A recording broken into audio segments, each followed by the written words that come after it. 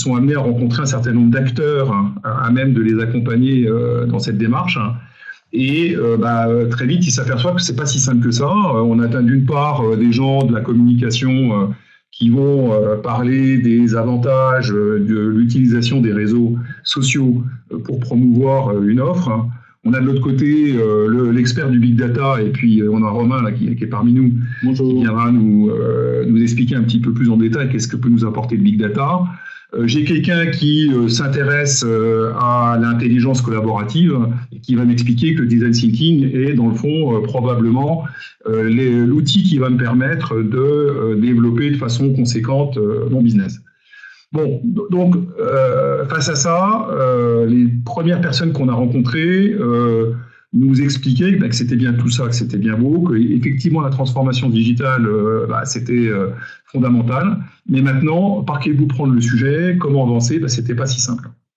Donc on a décidé de créer un cabinet de conseil en stratégie opérationnelle, à même de rassembler dans des mêmes équipes, donc ce qu'on appelle vraiment des tiger teams, et pas simplement des entreprises disloquées qui, à un moment donné, peuvent intervenir en termes d'expertise, mais des gens qui sont parfaitement synchronisés autour de cinq disciplines particulières. Alors, je vous invite à éventuellement aller voir le replay du webinar de la semaine dernière qui exprime pourquoi nous avons choisi ces expertises. Donc, je ne reviens pas sur ces sujets-là. Simplement, nous avons donc retenu le big data, donc là on va en parler, la communication digitale, l'excellence opérationnelle, donc l'architecture IT évidemment, parce que quand même on peut difficilement s'en passer, et puis il y a ce qu'on appelle la Digixit Experience qui va puiser à travers des outils comme le design thinking un certain nombre d'outils permettant d'animer et d'accompagner nos clients dans cette démarche. Donc alors, ensuite, ce qui nous paraissait important, c'était un petit peu de pouvoir, à travers ces webinars, il y a deux types de webinars que l'on fait chaque mois, on en fait 2 par mois. Il y en a un premier qui s'intéresse à bien reposer, bien poser le décor de, dans le fond, qu'est-ce que c'est que la transformation digitale. Donc c'est pareil, il y a eu le mois dernier une présentation pour bien délimiter ce que c'était la digitalisation au sens faire évoluer les applications mobiles, les applications web, être mieux présentées sur des réseaux sociaux. De la transformation digitale, pour le compte, est une vraie transformation pour être à même de répondre aux enjeux actuels et à venir autour du monde digital. Et une fois de plus, je vous invite à aller voir ce webinaire. Et puis on a un deuxième type de webinar qui est celui tourné autour des disciplines. C'est essayer un petit peu de rentrer dans le détail autour de ces disciplines, de vous les présenter, de vous faire comprendre pourquoi nous considérons qu'elles sont essentielles dans cette transformation digitale. Et voilà. Donc le format du webinaire, il a un intérêt pour nous, c'est qu'il vous donne la parole.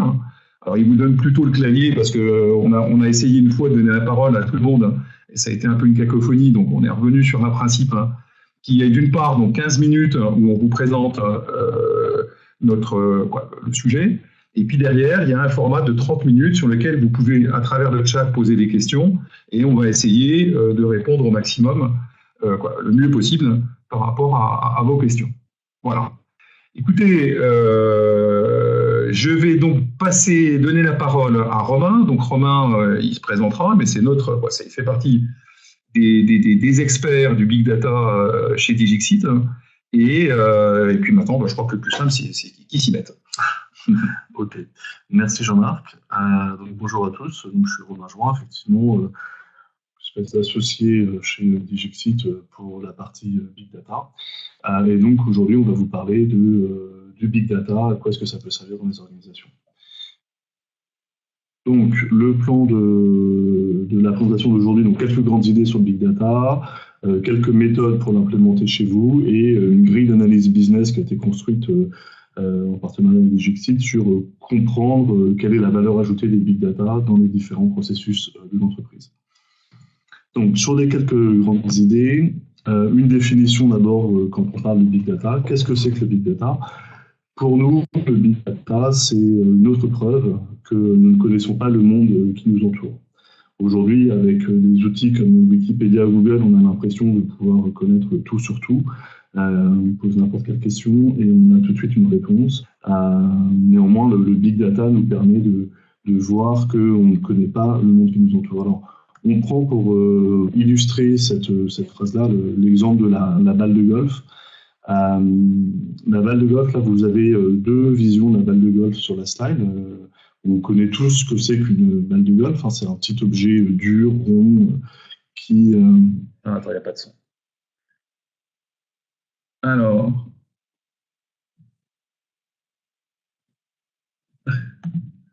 Allô, pourtant il y a du son ici. On dit qu'il n'y a pas de son. Est-ce que vous confirmez qu'il n'y a pas de son? J'ai du son également. Moi, j'ai du son. Bon, on se permet d'interrompre. Moi, OK. Tout le monde, il y a beaucoup de gens qui sont OK sur le son. Donc, excuse-nous, Romain, on t'a interrompu dans la balle de golf. Mais simplement, pour l'instant, tout le monde exprime le fait que c'est OK.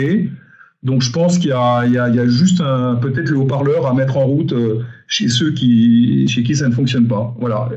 Donc, Romain, c'est à toi. OK.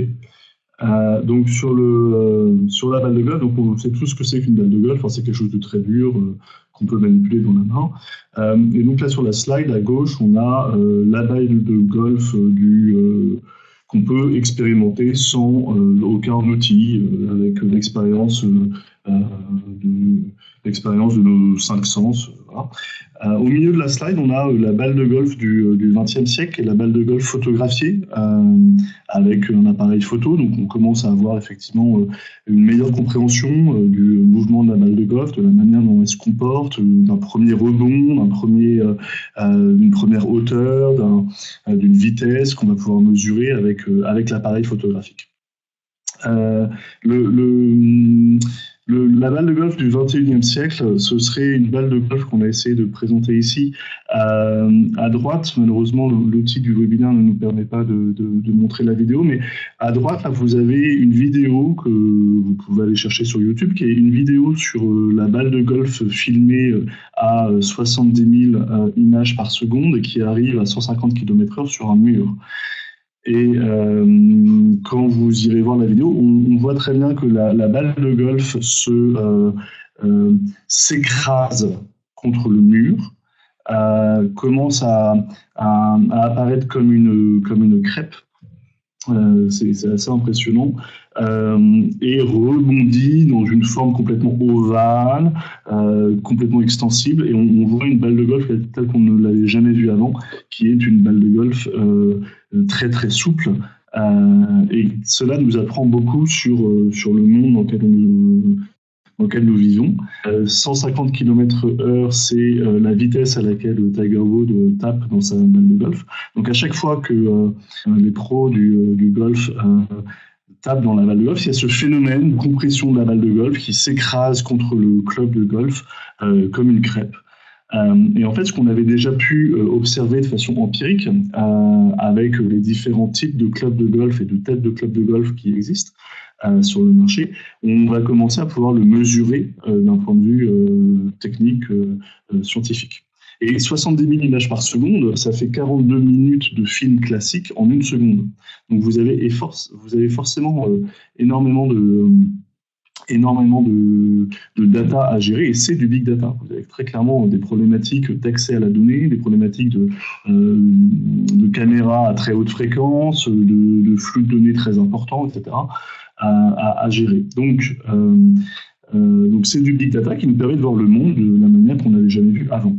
À quoi est-ce que ça peut servir dans l'entreprise ? Si vous êtes une entreprise qui allait créer des clubs de golf, vous allez pouvoir prendre en compte la déformation de la balle pour modifier, aller voir vos équipes de R&D, puis leur dire, voilà comment se comporte la balle de golf, on a vu que se comporte, ça se déforme, etc. Donc vous allez pouvoir prendre en compte ces déformations-là pour gérer pour créer des nouvelles têtes de clubs de golf et aller compter le nombre de streaks que vous allez mettre, aller modifier légèrement, pas forcément être complètement plat, mais être un peu incurvé, etc., pour améliorer le swing de vos clients. Et en améliorant le swing de vos clients, permettre une meilleure performance réussir à mieux jouer au golf, et puis à gagner des parts de marché. Gagner des parts de marché par rapport à votre compétiteur qui n'a pas vu le monde de cette manière-là. Donc le big data, c'est ce qui va vous permettre de voir le monde différemment en ayant une granularité d'accès à la donnée qui est supérieure à ce que vous faites sans le big data et qui va impacter l'ensemble de l'entreprise, parce que vous allez aller voir votre domaine de R&D, vous allez aller voir votre domaine de marketing, vous allez aller voir vos clients et vous allez améliorer votre part de marché, votre rentabilité, grâce à cette nouvelle information sur votre nouvelle vision du monde.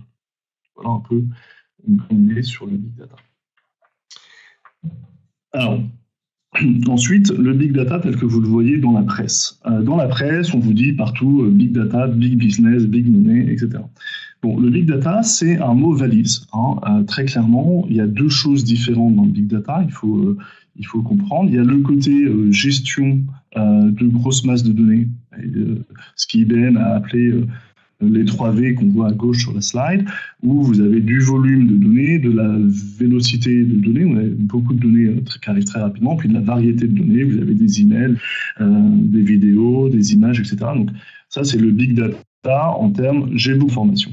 Et puis, vous avez deuxième partie, le machine learning. C'est l'usage de cette information pour créer de l'intelligence, pour créer de la valeur ajoutée. Et là, on est quasiment capable de faire du machine learning sans avoir beaucoup d'informations. On peut faire du machine learning avec... Donc, il faut bien dissocier les deux. Dans la presse, on vous parle assez peu du machine learning. On va vous parler de l'intelligence artificielle, beaucoup. En ce moment, on parle beaucoup d'intelligence artificielle. Mais en fait, avant l'intelligence artificielle, c'est quand même assez compliqué. On a le machine learning qui permet aux organisations de comprendre plus clairement comment fonctionne leur entreprise. Et le machine learning permet de comprendre les contextes dans lesquels votre organisation fonctionne le mieux, et donc de vous donner des clés de compréhension managériale pour dire, bon, voilà, c'est dans tel et tel contexte que je marche le mieux, donc je vais essayer de me mettre dans ces contextes-là, et je vais manager mon entreprise pour être dans les contextes qui marchent le mieux. Voilà. Et donc vous n'avez pas besoin de big data pour faire du machine learning. Bien sûr, les deux sont très complémentaires, et le plus vous avez de données, le mieux fonctionne le machine learning. Mais le machine learning peut déjà fonctionner très bien avec assez peu de données.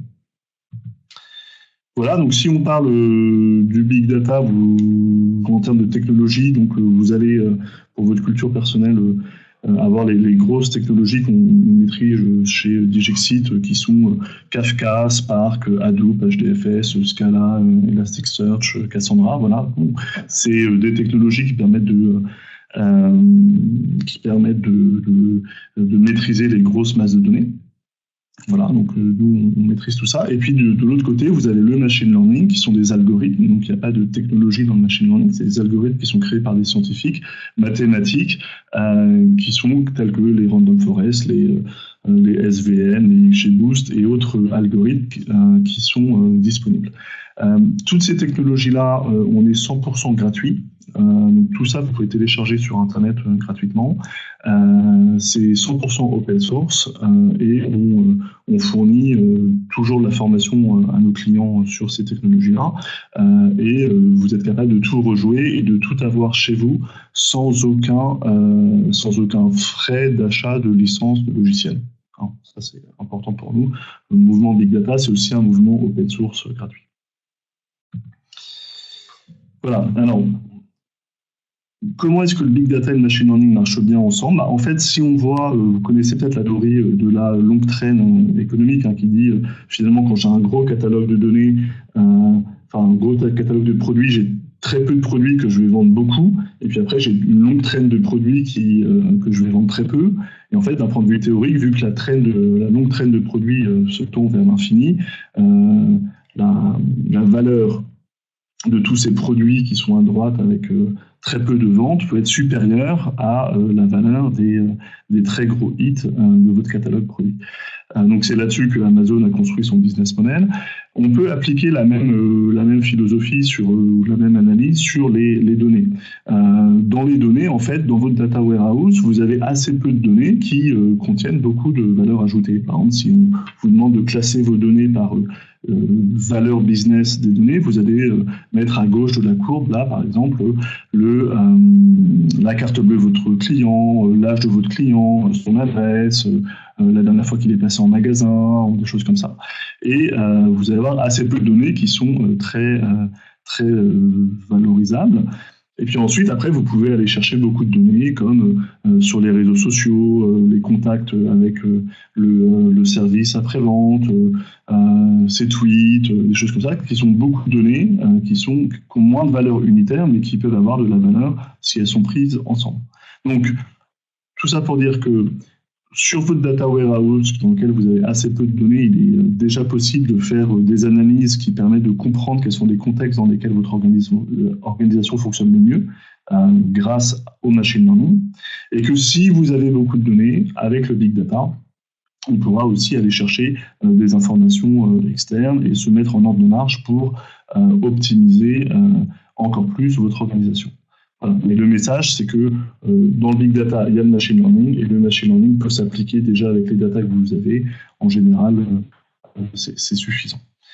Voilà. Donc il n'y a pas de plancher, enfin il n'y a pas de plafond. Le big data, c'est-à-dire qu'il n'y a pas de plafond. Si vous avez énormément de données, on peut les gérer, mais il n'y a pas de plancher non plus. Le machine learning dit, ben voilà, avec très peu de data, je peux déjà faire des choses.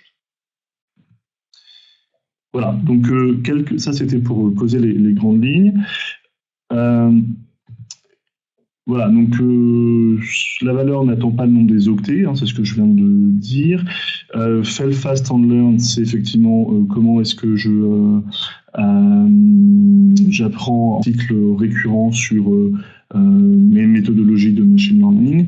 Et puis exploiter la donnée est un projet métier pour nous, c'est ça qui est important, c'est pas un projet informatique, c'est vraiment la compréhension du métier avec la compréhension des processus métiers qui nous permettent de dire dans telle et telle situation, le contexte de l'entreprise a un enjeu qui est suffisamment important pour qu'on s'intéresse à son optimisation. Bon, ça, on a déjà vu. Voilà, donc le machine learning, on choisit une thématique. Donc là, c'est vraiment la compréhension métier qui va dire, bon, voilà, l'enjeu sur mon business à moi, sur tel processus, mais j'ai telle centaine de milliers d'euros, tel million d'euros de chiffre d'affaires qu'il faut que j'optimise. Ensuite, une fois que j'ai compris le métier, que je choisis la thématique, j'identifie les données qui sont disponibles. Je pose la question, je fais une formulation mathématique du problème. Pour ensuite faire une modélisation en machine learning qui va me sortir les axes et les leviers métiers sur lesquels je peux agir pour optimiser ma thématique métier. Voilà. Et donc ça se fait de manière... c'est des cycles courts, et il y a plusieurs cycles courts. On travaille beaucoup en méthode agile, des sprints de 2 semaines et des POC, des proof of concept et des projets de 3 mois et demi pour faire ce travail d'identification d'un processus métier et d'analyse de données. Voilà, globalement, on entend souvent des clients nous dire le big data c'est bien, mais moi j'ai pas forcément beaucoup d'informations, j'ai pas assez de données, je peux pas, c'est pas pour moi, je suis pas prêt, etc. Bon, voilà.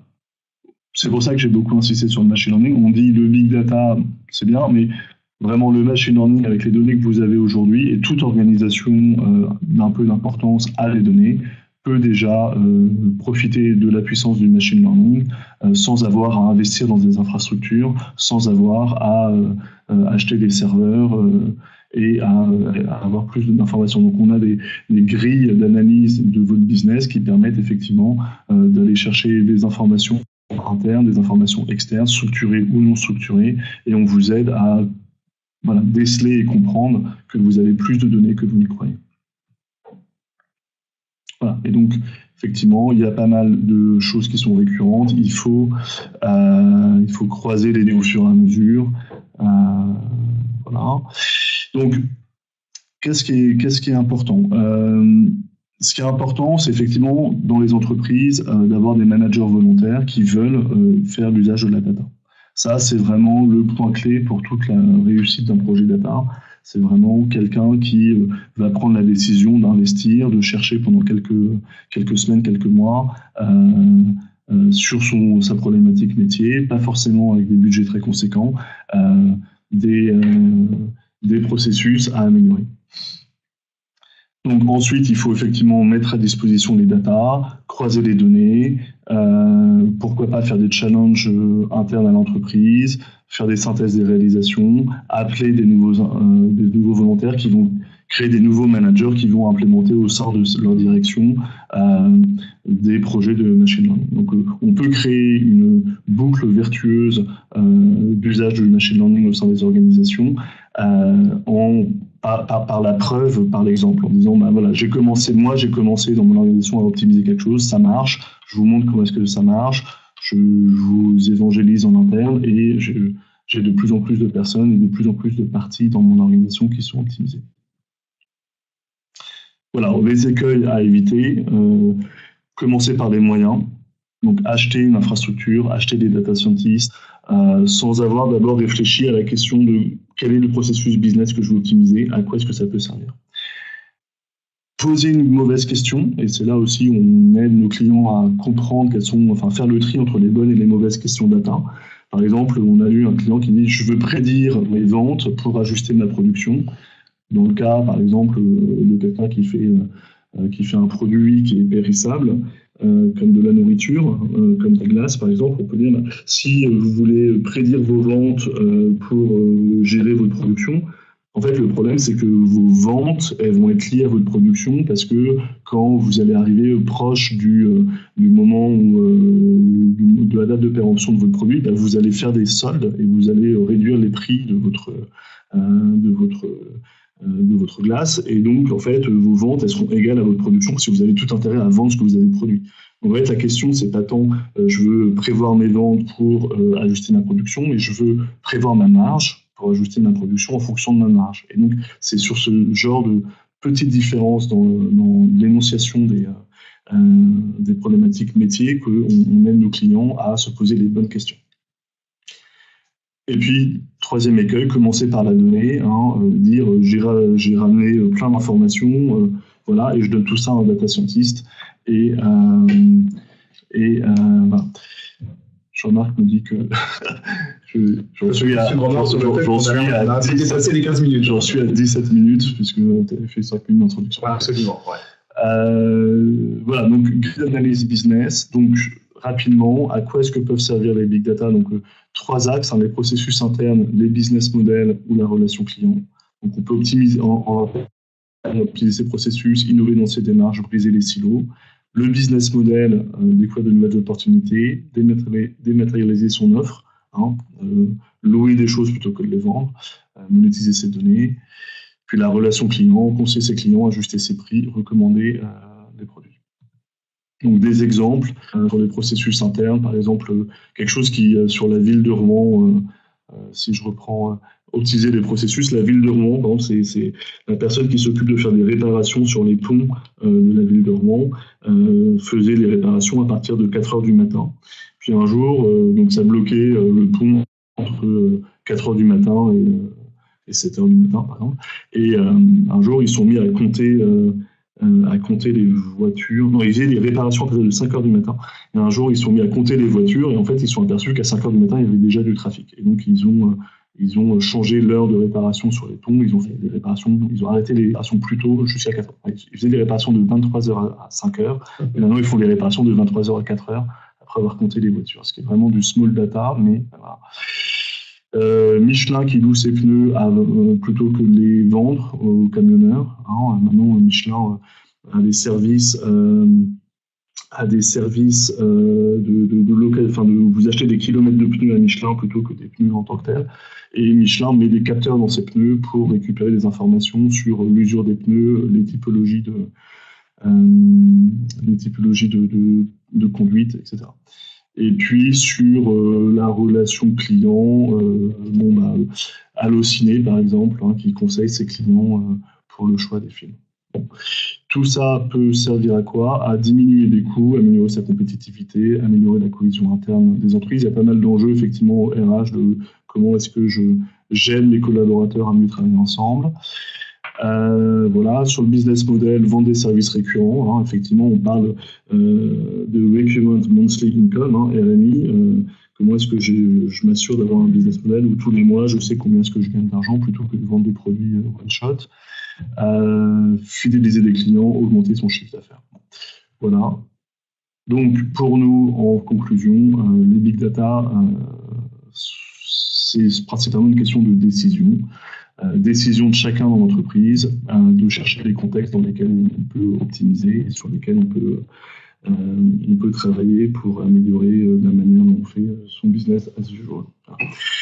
Super. Et bon, ce qui est toujours un peu frustrant dans ce format du webinaire, c'est que déjà, on est tous passionnés de nos disciplines et de nos expertises, donc on est capable d'en parler évidemment pendant des heures.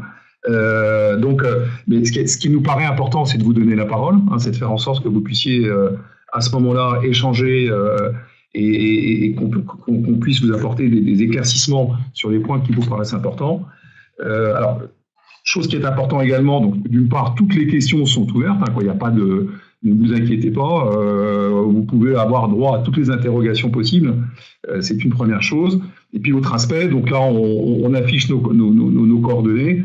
Donc ça veut dire quoi? Ça veut dire qu'on est vraiment très ouvert pour échanger avec vous sur ces sujets, que ça soit ici ou les différentes disciplines de Digixit. Voilà, nous on a vraiment une volonté très forte de partage et de compréhension, je veux dire, de réciproque des différents sujets. Donc, on est à votre disposition. Je sais que c'est toujours un petit peu difficile. En général, ça commence par... C'est un petit peu lent au niveau des questions. À la fin, en général, on est obligé de couper parce que autrement, chacun a également ses engagements personnels ou professionnels.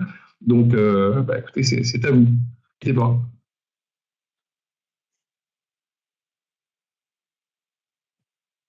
Alors, pendant qu'arrivent les premières questions, moi, ce qui me paraît important de retenir sur le big data, c'est effectivement, il y a une vraie confusion dans la compréhension de ce que ça veut dire, et donc quelque part, ça crée un stress quelque part dans les entreprises en se disant oh là là, ce truc-là, de toute façon nous nos data, elles tiennent pas la route. De toute manière, je suis pas sûr que c'est en termes de gouvernance, on maîtrise bien.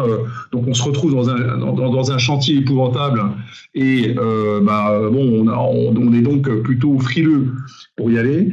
Nous, l'expérience chez nous, c'est de dire clairement, en fait, on peut déjà exploiter des données, des faibles volumes, en sortir un certain nombre de lois, de modèles qu'on va pouvoir appliquer ensuite, soit dans des modèles récurrents ou vers l'avenir, etc.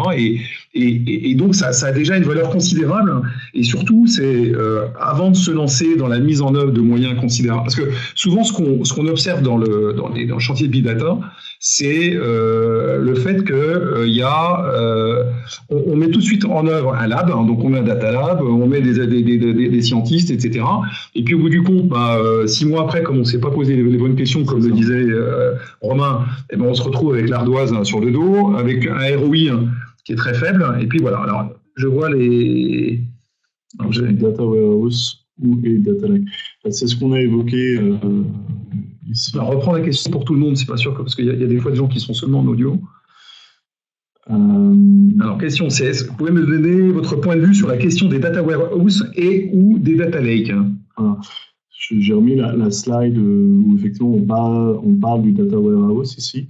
Le data warehouse, donc c'est effectivement en général payant. C'est très bien les data warehouse et pour moi, il n'y a pas vocation à supprimer forcément les data warehouse. Ce qui est important, c'est de ne pas forcément avoir besoin d'un data lake pour faire des calculs et pour faire du machine learning dessus. Ça dépend des quantités d'informations que vous avez forcément, mais on peut très bien faire des calculs à partir du machine learning sur les données du data warehouse. Donc on n'a pas besoin d'un data lake pour faire de l'analyse de données. Voilà, puis la deuxième question, elle me paraît essentielle, je te laisserai y répondre, mais c'est un projet métier vs projet informatique, et ça, je pense que c'est la clé. Oui, ça c'est la clé. C'est-à-dire qu'on a souvent vu des clients qui investissent en informaticiens dans un data lab pour trouver des formules magiques. Voilà. Mais les formules magiques, elles sont pas magiques parce que il faut comprendre quel est l'enjeu business derrière pour optimiser les processus, les bons processus. Et donc l'enjeu métier, c'est vraiment de je comprends quel est mon métier, je regarde quel est mon processus, et dans ce processus-là, où est-ce qu'il y a un enjeu suffisamment important pour décider d'investir sur l'analyse de ce processus et trouver les axes d'amélioration potentiels dans ce processus. Et si vous ne faites pas cette démarche-là avant, vous allez vous perdre, vous allez faire comme tout le monde, j'achète un data lake, je mets des data scientists, je passe 3 ans à faire une piscine de données énorme et je me noie dans ma piscine sans savoir quoi faire et sans avoir appris à nager. Donc il faut d'abord apprendre à nager et il faut d'abord commencer petit en réfléchissant sur ces processus métiers. Voilà, et juste avant d'aborder la question suivante, c'est toujours le même sujet sur lequel on insiste beaucoup à DGCIT, c'est on a tendance à prendre les technologies comme des objectifs. Alors en fait, ce ne sont que des moyens. Et donc il faut clarifier déjà ce qu'on a envie de faire d'un point de vue business, ce qu'on veut faire. Donc là, il y a un vrai travail, même l'innovation, etc. Et puis ensuite, seulement derrière, on va pouvoir driver les moyens qui sont la techno, qui sont le big data, qui sont... mais vraiment, la confusion, et souvent, on retrouve toujours cette confusion, et il faut repartir sur, dans le fond, vers où on veut aller, quoi. Alors, on va passer juste à la question suivante, qui est, c'est une très bonne question, toutes les questions sont très bonnes, c'est qui doit initier le chantier big data dans une organisation, et quel est le schéma idéal? Romain, alors comment tu vois les choses? Alors, qui doit initier? Il faut quelqu'un qui soit suffisamment haut dans la hiérarchie pour pouvoir dégager le budget et motiver les équipes. Donc nous, on travaille souvent avec les directeurs généraux, mais c'est pas forcément ça. On peut aussi avoir des directeurs généraux adjoints ou des chefs de division, mais il faut quelqu'un qui soit haut dans la hiérarchie pour pouvoir dire c'est important, un vrai leadership. Il faut un vrai leadership. Qui va initier le chantier et quel est le schéma idéal? Alors, il n'y a pas de schéma idéal comme ça, out of the box, one size fit all. Il faut faire quelque chose entreprise par entreprise. Ce qu'on voit, c'est qu'il faut quelqu'un, donc un product owner. Donc on travaille nous beaucoup en méthode agile. Donc on a un product owner métier qui est quelqu'un qui va dire les objectifs business. Et le schéma idéal, c'est d'avoir un product owner qui est là pour répondre aux questions, présenter les processus business et valoriser l'enjeu qui est derrière. Et derrière, on a une équipe de data scientists qui est là pour écouter le métier, bien comprendre les problématiques et challenger la question en disant est-ce que tu veux prévoir ta production, ta vente de glace pour ta production de glace? En fait, ta question n'est pas vraiment bonne. Ce qu'il faut, c'est plutôt prévoir ta marge, ou alors est-ce que tu veux prévoir quel client va partir? Mais en fait, à terme, tous tes clients vont partir parce que dans 1000 ans, tu n'auras plus les mêmes clients. Donc, en fait, c'est quels sont les clients qui vont partir dans 6 mois, qui ont un certain chiffre d'affaires, ou est-ce qu'on veut garder que les clients qui ne sont pas rentables? Alors, en fait, non, on veut garder les clients qui sont rentables, mais en fait, pourquoi est-ce qu'on veut savoir qu'ils vont partir? C'est pas prêt pour faire une campagne marketing ou pour les rappeler. Donc, pour les rappeler, il faut les rappeler avec tant de temps avant, et puis il y a un coût au rappel, donc il faut que les clients, donc la valorisation des clients soit supérieur au coût, et donc on fait une matrice. Voilà. Donc, tout ça, c'est important, bien comprendre l'enjeu métier. Donc il faut un sponsor interne qui soit fort. Alors, ensuite, il faut des métiers qui soient prêts à discuter, passer du temps à expliquer. Voilà. Et puis il faut des data scientists qui soient... on voit souvent dans les formations de data science aujourd'hui des formations très maths informatiques, et ça manque un peu de métier ou de business dedans. Donc il faut trouver... Alors, les data scientists, c'est en général une équipe. Il n'y a pas de quelqu'un qui sait tout faire. Il n'y a pas quelqu'un qui maîtrise les maths, l'infrastructure, le business. Donc en général, c'est une équipe. Donc il faut créer une équipe de data scientists avec quelqu'un qui est business, quelqu'un qui est maths, quelqu'un qui est infra, quelqu'un qui est dev. Et le data lab, le data scientist, il ne peut pas être tout seul. S'il est tout seul, il n'aura pas l'ensemble des compétences. C'est un job qui est très bien rémunéré, mais qui est compliqué à faire. Alors, quelle formation? Alors, en plus, ça, c'est un sujet qui t'est cher, hein. Et tu peux peut-être expliquer pourquoi, mais quelle formation pour être data scientist? Quelle formation pourrait... Alors, pourquoi est-ce que c'est un sujet qui m'est cher? Parce que moi-même, je suis directeur d'une formation à l'École supérieure d'ingénieurs Léonard de Vinci à la Défense. Donc nous, on a créé une formation qui est liée, qui a 3 axes, qui a un axe machine learning, un axe big data et un axe assurance actuariat, parce que c'est une formation qui va lier la compréhension métier du business avec les technologies et avec les mathématiques. Voilà. Aujourd'hui, quand on regarde les formations qui sont purement orientées big data, on a des formations maths, infra, technologie. Donc, la meilleure formation, celle qui est la plus réputée, c'est Télécom Paris à Paris, Télécom Paris Tech, qui est très orientée informatique et infrastructure. Je pense qu'il n'y a pas vraiment aujourd'hui de formation. Il y a assez peu, il y a la nôtre. À part ça, il y a assez peu il y a une formation, il y a un MBA à HEC qui fait Big Data et Business. Ça, c'est pas mal, je pense que ça... mais vous allez être loin de la problématique informatique maths. Je pense que vraiment, pour devenir data scientist, il faut être très ouvert d'esprit, avoir à l'esprit les enjeux business. Si on est plus business, s'intéresser plus à la technique et aux maths. Si on est plus technique et maths, s'intéresser au business. Il n'y a pas vraiment de formation. Il y a un très bon bouquin chez Aurélie qui s'appelle Big Data for Business, qui est un bouquin avec une couverture avec des cercles dessus. Il y a une question effectivement qui va d'ailleurs tout tourne un petit peu là, justement sur les questions qui arrivent. Donc, je vois Sophie vous parler de formation sur LinkedIn, est-ce qu'il y a des open classrooms. J'ai d'autre part le big data, il y a, et l'intelligence artificielle, ça fonctionne comment? Donc ça, c'est encore effectivement un vaste sujet. Faut savoir qu'en tout cas, moi, ce que je retiens dans l'information, c'est qu'aujourd'hui, moi, à partir du moment où on a intégré à Digixit, ce que je retiens, c'est que c'est quand même quelque chose d'assez neuf. Hein. Et au bout du compte, quand on va dans les entreprises pour parler de trucs, de big data, on est plutôt dans l'évangélisation. Donc, d'où l'intérêt, entre autres, que Romain puisse avoir cette casquette de teacher, d'enseignant, parce que ça permet effectivement d'avoir une vraie démarche pédagogique vis-à-vis de nos clients. D'où après la démarche aussi de faire des quick wins, de marcher avec des petits succès, et puis d'avancer tranquillement de manière à déjà avoir un retour sur investissement sur ces petites opérations, et puis que tout doucement ça puisse rentrer en douceur dans l'entreprise. Donc je vois, est-ce qu'il y a... Donc il y a Augustin qui parle de DataCamp, un moyen de formation viable. Alors là, c'est peut-être... Ah oui, alors si on prend les objets... donc là, sur tout ce qui est Open Classroom, DataCamp, etc., il y a beaucoup... Il y a un gros business de la formation payante, etc.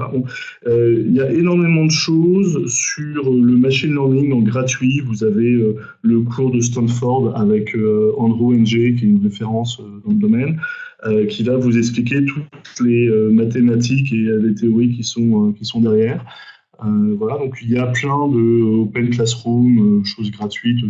Vous avez le FUN aussi, là, la Fédération universitaire numérique française, là, FUN, qui était avec Télécom Paris Tech, qui met en ligne aussi des introductions au machine learning. Voilà. Il y a assez peu de choses sur les big data en tant que tel, parce que ça demande des compétences en infrastructure, en informatique, en système, en réseau, trop complexe pour passer sur du MOOC. Voilà, donc, et les datacamps, oui, 3 mois de piscine pour faire de la data, pourquoi pas. De toute façon, vous ne deviendriez pas data scientist, à mon sens, en 3 mois. C'est vraiment, il faut de l'expérience, il faut se confronter à énormément de choses, il faut travailler en équipe, il faut aller voir. C'est plus un objectif de devenir data scientist que quelque chose qui est acquis à la sortie d'une formation. Alors Damien qui pose la question de avec quel éditeur travaillez-vous? SF, Oracle, Adobe? Alors nous on est 100% open source gratuit, donc on fait que du Apache Foundation, donc Python, R, Hadoop, Cassandra, etc. Donc tout gratuit, tout open source. Voilà. En plus, il y a une vraie. Il s'avère que dans l'open source, il y a eu un vrai développement dans ce sens-là. C'est-à-dire qu'il y a une vraie communauté extrêmement solide qui s'est mise à rentrer dans le sujet, et depuis pas mal d'années d'ailleurs au passage, parce que c'était déjà dans des sujets de data warehouse, etc., et porté par des universités qui étaient passionnées par le côté mathématique et tout ça, et recherche. Et donc, ça suffit très largement pour avancer de façon considérable. Et puis, c'est une demande quand même de plus importante de la part des clients, et également des administrations. Ne l'oublions pas, qui aujourd'hui souhaitent être de plus en plus indépendants d'entreprises privées et qui vont de plus en plus prendre des outils open source et sont prêts à mettre leurs équipes de développement à disposition de l'open source pour le faire grandir, tout en garantissant cette indépendance vis-à-vis des entreprises privées. Je reprends les questions là. Quid de la sécurité des data? Bon, ça c'est une question effectivement intéressante. Il faudrait qu'on discute sur ce que vous entendez par sécurité. Voilà. Là, il n'y a pas de réponse simple à cette question-là. Big Data et AI, ça fonctionne comment? Alors, globalement, c'est ce que j'ai dit tout à l'heure. Le Big Data, si je résume, c'est comment est-ce que je prends plusieurs ordinateurs pour cumuler leur puissance et en faire un gros ordinateur. Okay. Et l'intelligence artificielle, c'est une notion très compliquée qui va beaucoup plus loin que le machine learning, dans lequel on est sur du comportemental, on est sur l'imitation de l'humain, on est sur la compréhension des contextes qui nous entourent. Voilà. Donc sur cette question-là, ça va ensemble, le big data et l'intelligence artificielle. Alors, il y avait une question également sur quelles sont les grandes marques pour qui on travaille. Donc là, on ne peut pas sur des webinaires comme ça donner nos entreprises. Donc c'est si on se rencontre dans un contexte où vous avez un projet, etc., on peut bien évidemment à ce moment-là présenter nos références. Mais là, ça devient un petit peu compliqué. On a certains clients qui ne souhaitent pas nécessairement... par contre, on peut parler de typologie de clients. Oui, c'est-à-dire qu'on a travaillé avec des grands groupes du CAC 40. Voilà. Ou des grands des leaders mondiaux dans leur secteur. Mais ce qui est beaucoup plus intéressant, c'est qu'on a travaillé aussi avec des toutes petites boîtes. On a travaillé avec des startups. Donc des gens qui sont 10 dans une caisse à développer un truc et ils veulent mettre du machine learning dans leur app. On a travaillé avec des gens qui sont pas du tout, mais alors très très lents. On a travaillé avec quelqu'un qui est en train de faire son premier site web là en 2016, une entreprise de location d'engins de chantier qui prenait ses commandes au téléphone et qui a commencé à faire un site web l'année dernière. Et leur question c'était comment est-ce que j'ai un outil qui remplace ma secrétaire pour faire du pricing. Donc on a créé un algorithme qui fait du prix, qui remplace une secrétaire pour faire un prix en ligne. Donc, vous voyez que les locations d'engins de chantier, quelqu'un qui a finalement des engins sur son parking, qui loue ça, très très loin du digital, et une petite boîte, une cinquantaine de personnes, et sur un petit projet avec pas de données. C'est quelqu'un qui travaille sous Excel en 2007, Excel 2007, avec c'est 60 000 lignes maximum, et on a réussi à faire quelque chose. Donc vous voyez que c'est très très divers en termes de clients. On ne travaille pas qu'avec les grosses entreprises, on travaille aussi avec des toutes petites boîtes, des startups ou des gens qui sont très très éloignés du digital. Alors on va juste prendre, je vais reprendre les références, bien évidemment. Il n'y a pas aucun problème pour vous les franco-tonnerres. On peut en parler, mais surtout là, je reste sur des sujets métiers. Confidentialité de données, puisque je vois que c'est un sujet récurrent. Bon, clairement, il y a deux sujets derrière. Il y a la notion de confidentialité au sens de la protection des individus vis-à-vis des données qu'on pourrait exploiter. Donc là, il y a tout un cadre qui est en train quand même de se mettre en œuvre et de plus en plus serré, entre autres piloté par l'Europe, qui a pris conscience quand même de ce que ça veut dire. Donc aujourd'hui, on fait extrêmement attention, donc il y a entre autres la mise en œuvre à partir de mars, c'est ça, de 2018. Il y aura, là pour le compte, il y a entre autres obligation de démontrer que les algorithmes qui sont utilisés et qui amènent à prendre une décision en ligne, par exemple, je vous accorde ou pas un prêt bancaire, on doit être capable d'expliquer l'algorithme qui a été appliqué. Et voilà, donc il y a une obligation de transparence, ce qui fait que quelque part, on peut espérer avoir quelque chose qui soit un petit peu moins torturé que dans certains cas. Ça, c'est une première chose. Et puis, il y a derrière la notion quand même de confidentialité des données, il y a évidemment, ces données, à partir du moment où je travaille avec une quantité invraisemblable de données, est-ce qu'elle ne va pas être exploitée à mal, hein? C'est-à-dire que moi, je l'utilise dans un cas et elle peut être projetée vers d'autres utilisations. C'est l'éternel sujet des dossiers médicaux. C'est un vrai sujet, quoi. Je veux dire, il y a un sujet éthique, il y a un sujet technique, il y a un sujet, quoi. Voilà. Donc, bien évidemment, il n'est pas question d'envisager la mise en place d'un data lab sans s'être posé ce genre de questions et sans s'insérer dans un cadre légal qui est incontournable, quoi. Alors, on continue, on va être obligé bientôt de terminer, donc, mais c'est formidable. Je vous avais dit qu'au départ, c'est un petit peu long, mais après, quand ça se met en route, on y est. Merci, Fnania. Aurez-vous le replay de votre présentation? Oui, hein, donc il vous suffira.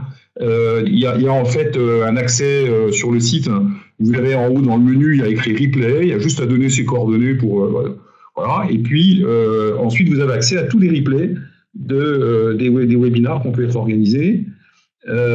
Ensuite, est-ce qu'on travaille avec Giga sur le sujet GDPR? Donc là, le fameux sujet GDPR, c'est donc le sujet effectivement en mars, hein, qui va nous amener à donc devoir tenir compte d'un certain nombre d'avis européens.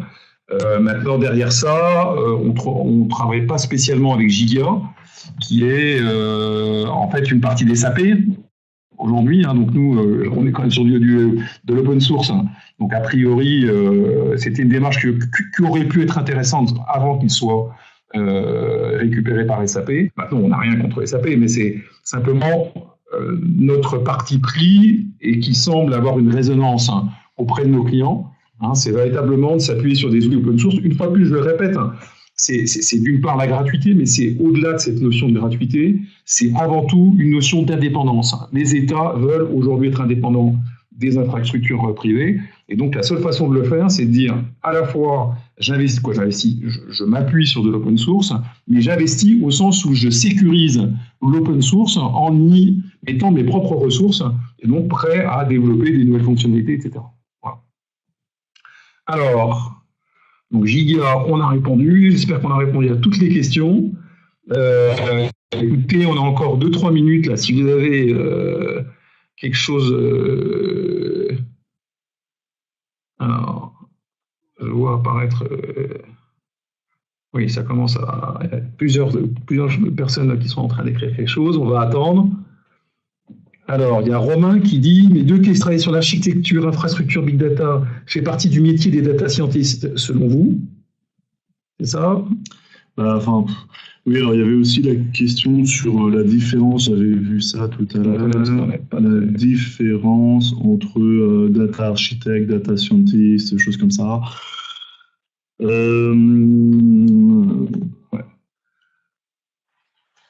Attendez, parce qu'on a plein de choses qui arrivent et ça nous remet ça nous remet à la fin des questions. On a plein à remonter sur les... Ah ben voilà, très bien. Vous pouvez nous indiquer quel compte de marque auquel vous travaillez ça. Travailler sur l'architecture, infrastructure, big data fait-il partie du métier de data scientist? Et puis l'autre est data scientist, VS, data engineer, VS, data architect. Bon, alors, ça dépend des organisations. Le data scientist va faire du machine learning, va faire de la modélisation. Le data engineer va faire de la préparation de données en faisant du features engineering. Donc, il va prendre une base de données et rajouter des colonnes. Et le data architect va s'intéresser aux différentes briques de l'infrastructure qui composent le data lake et qui ou comment est-ce que la donnée est organisée au sein du data lake. Voilà, ça c'est le type de différence qu'on peut voir. Ça peut changer organisation par organisation. Il n'y a pas encore de définition officielle sur ces termes-là. Et donc, la deuxième question qui était... Travailler sur l'architecture, infrastructure, big data. Pour moi, voilà, data scientist, data architect et data analyst, là, il est indispensable, à mon sens, de comprendre comment fonctionne une infrastructure pour l'utiliser intelligemment. Si vous n'avez pas une compréhension claire de comment se passe une jointure sur Spark avec du HDFS, vous n'allez pas pouvoir optimiser vos jointures et après vous allez vous retrouver face à des temps de calcul qui vont être trop longs Et voilà. Mais vous êtes là dans un cadre big data. Ensuite, pour faire du machine learning, comme on l'a dit, on n'est pas forcément sur des cadres big data. Voilà. Alors, Augustin, juste la dernière question, et après je conclurai. Donc, avant de devenir data scientist, donc on voit vraiment la genèse de ce métier, parce que du coup, vous posez plein de questions autour de comment je fais pour y aller. Donc, il faudrait plutôt passer par quel métier de la data pour gagner en expérience et en expertise? Ce qu'on voit, c'est qu'il y a beaucoup de gens qui sont dans la BI, qui sont dans les stats, qui ensuite vont vers des postes de data scientist. Ensuite, si on est, je sais pas, si on est en début de carrière, je n'ai pas l'impression que ce soit nécessaire de passer par là. Je pense qu'il faut plutôt être curieux et ouvrir. Moi, je sais que les gens aiment bien les MOOC, les choses comme ça. Moi, j'aime bien les livres. Et je vous invite à lire des choses, plein de bouquins, et à feuilleter des bouquins sur les maths, sur l'infra, sur le code et sur le business. Voilà.